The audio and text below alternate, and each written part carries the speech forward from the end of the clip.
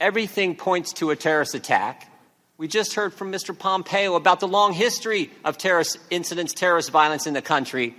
And yet 5 days later, Susan Rice goes on 5 TV shows, and she says this: Benghazi was a spontaneous reaction as a consequence of a video. A statement we all know is false.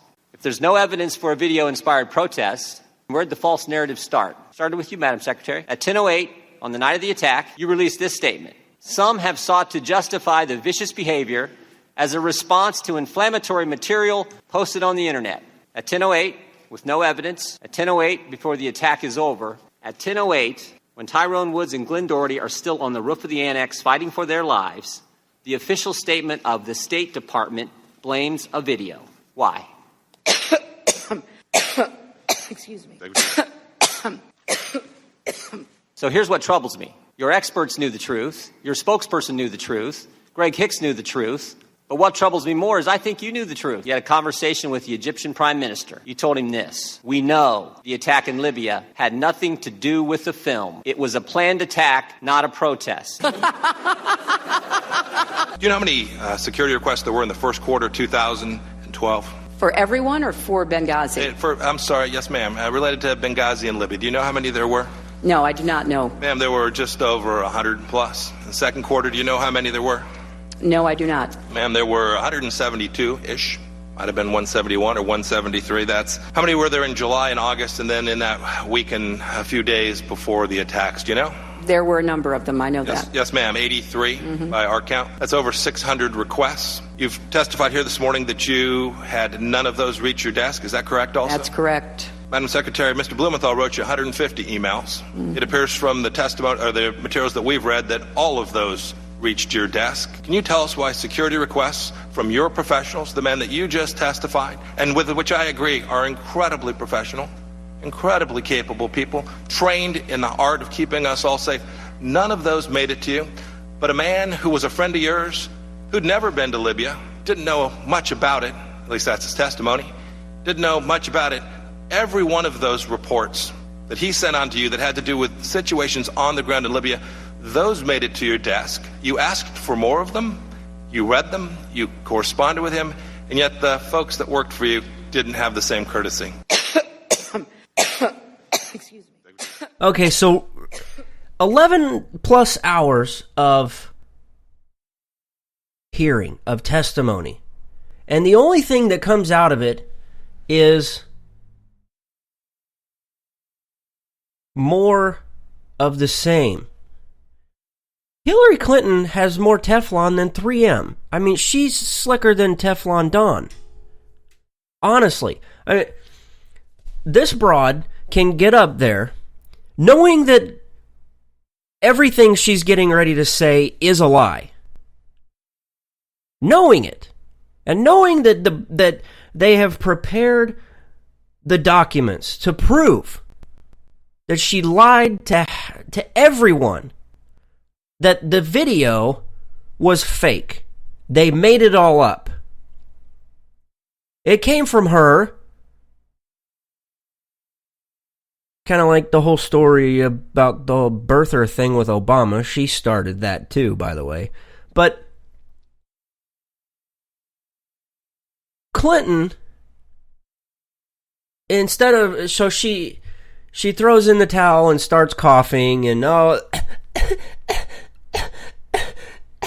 I need water. And there was one point where she just cackles because she's asked a question, and instead of responding, she laughs and makes it a joke.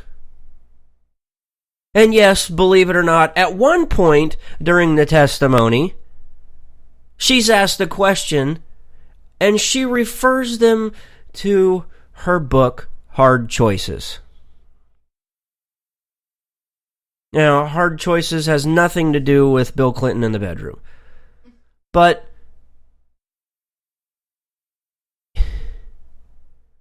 what was the hardest choice this broad had to make? Telling the truth and saying, look, we screwed up. We screwed up and we didn't give enough security where it was needed. We screwed up, and we didn't give our ambassador and our people on the ground the necessary tools to provide for their safety for something that we didn't need to be doing. We were running weapons back and forth. This was Fast and Furious Benghazi style. Not Gangnam style, Benghazi style. But no, her choice, her hard choice for that morning, because it lasted well into the evening and into the early hours of the morning. After she had already talked to diplomats from other countries, from the Egyptian Prime Minister, and said this was an attack. It had nothing to do with spontaneous video or spontaneous anything on the internet. This was a planned flipping attack. This wasn't a mob. This wasn't a flash mob that came by and said, you know what? I've got an extra 30 grenades. Hey, Ahmed, how many RPGs you got? I've got 14.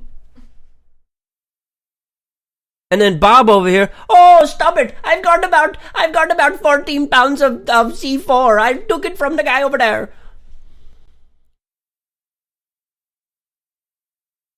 No, ladies and gentlemen. The whole damn thing was planned. It wasn't a spontaneous, combustible thing that happened because they got butthurt over a damn YouTube video. I'd really like to take that YouTube video idea and stick it right up her frickin' keister.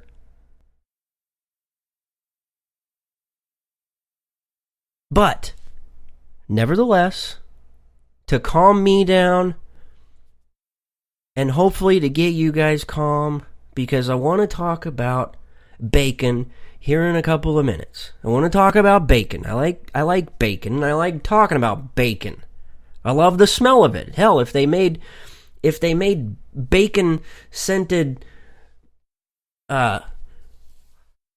shaving cream or aftershave or whatever, I'd probably buy it. I love the smell of bacon, and I like the taste of it. I'd probably eat it, but kind of bacon-flavored paste. Oh, boy, bacon-flavored paste. Can you imagine how many little boys in school we would... Oh, my gosh. Anyway, yeah, bacon-flavored icing. Yeah, you got that one right, Angie. Okay, yeah, bacon-flavored glue. Oh, my God.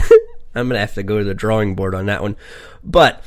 you know what? I've got something a little special for you. This is a remake of a very, very popular song. And I hope you really get... I really hope you get what was put together in this. Because this is absolutely hilarious. Because this is exactly what we learned about what came out of the Clinton testimony. Check this out.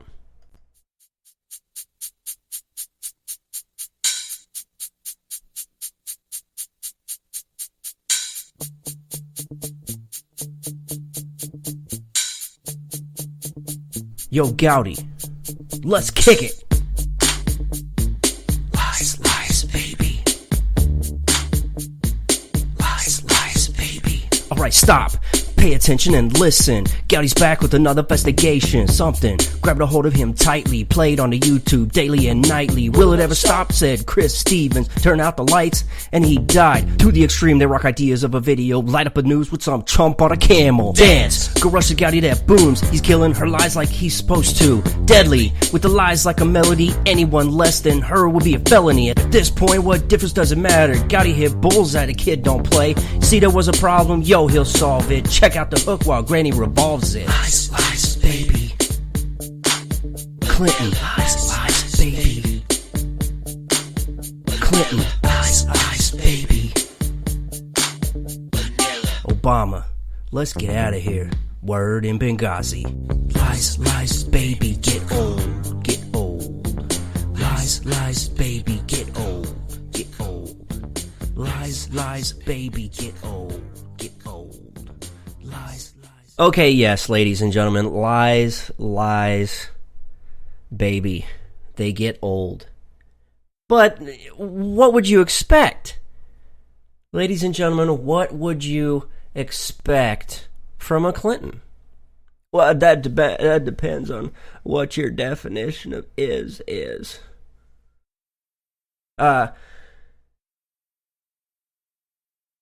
Definition of is. Seriously?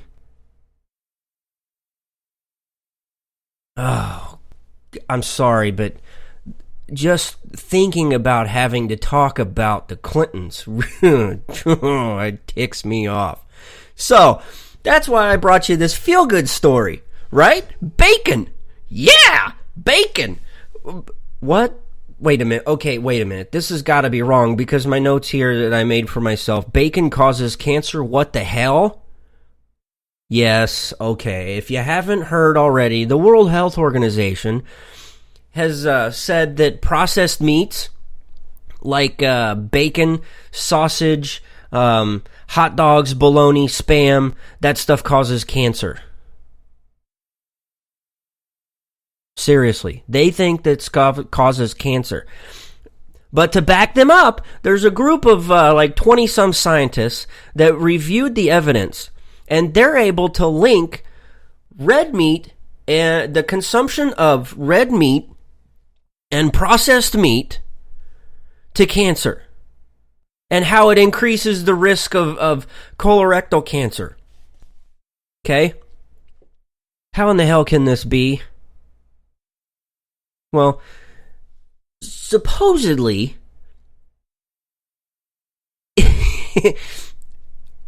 it's because of the way you cook it. And how, because it produces carcinogenic compounds. So according to these flippin' idiots, bacon is equal to smoking cigarettes or asbestos. Well, as best as I can tell, you're a flippin' moron. Ding, ding, ding. Yes.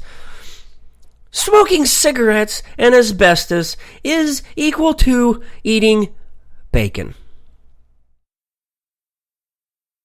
And now, mind you, these scientists had to go out and spend thousands and thousands of dollars and years in school to get some little piece of paper that they hang on their wall that says they're super smart at taking tests and they passed college. And then again, they've got to be super smart because they went out and got tons of money by way of grants and government funding that supported this whole idea that a sugar molecule found in beef and lamb and pork can be the trigger behind inflammation and causes cancer tumors to grow. Yeah, I don't think so.